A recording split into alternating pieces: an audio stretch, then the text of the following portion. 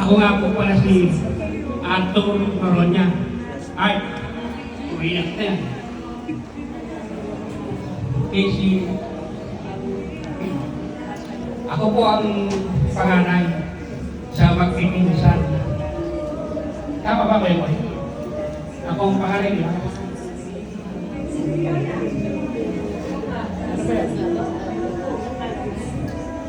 Nanay, anong sasabihin mo? Marami ang alaala.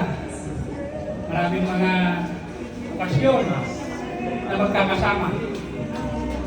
Sabi nga nila, ang mga kamag-anak nakikita pagkantong may nanihilay.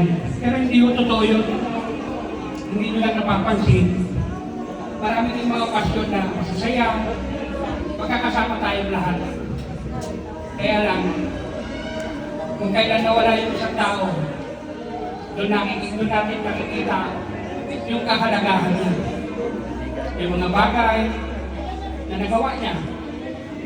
Yung mga pagmamahal na na-share.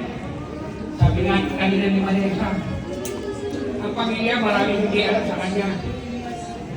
Kundi dahil sa kwento ng mga kaklase, kaibigan, ganun pala siya mabait.